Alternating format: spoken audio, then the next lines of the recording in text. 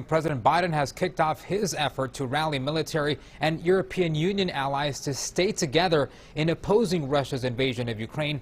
Leaders of the 30 NATO allies are now meeting behind closed doors, trying to come up with more solutions to end the violence in Ukraine. The president arrived at NATO headquarters about 2 hours ago. He exited his motorcade and walked into the building where he was welcomed by NATO Secretary General Jens Stoltenberg. The president's first step was a photo with members of the Treaty Alliance, where he was greeted by British Prime Minister Boris Johnson and French President Emmanuel Macron. He then walked alongside Macron into the first session of the day. Stoltenberg kicked off the first meeting of the day, denouncing Russia's attack on its neighbor. We gather at the critical time for our security. We are united in condemning the Kremlin's unprovoked aggression and in our support for Ukraine's sovereignty and territorial integrity. We are determined to continue to impose costs on Russia to bring about the end of this brutal war. The closed-door meeting is expected to last a few more hours. Global leaders hope to close a deal aimed at slashing Europe's dependence on Russian energy sources, to further isolate and punish Moscow for the war. This morning we're learning the U.S. is also expected to announce plans to welcome 100,000 Ukrainians and other refugees.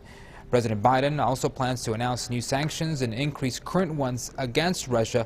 He will participate in a pre-scheduled meeting of the European Union and meet with leaders of the G7 later today. These historic meetings come as the U.S. formally declared Russia's military has committed war crimes in Ukraine, and as the war there is raging on. But Ukrainians are fighting back and in some cases even regaining territory. This morning the Ukrainian Navy says it sunk a Russian ship in the occupied port of Berdyansk, just off the Sea of Azov, some 45 miles southwest of Mariupol.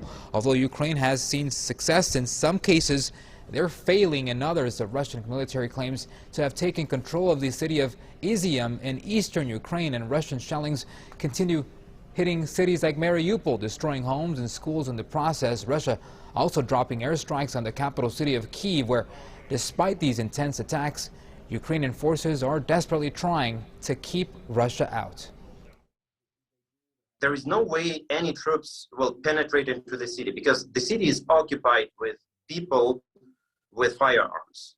The entire city. It's just no way.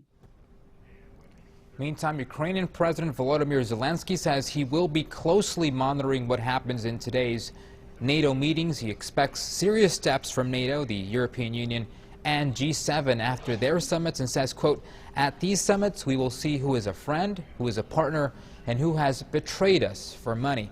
President Biden is expected to make public comments later this morning. Chris?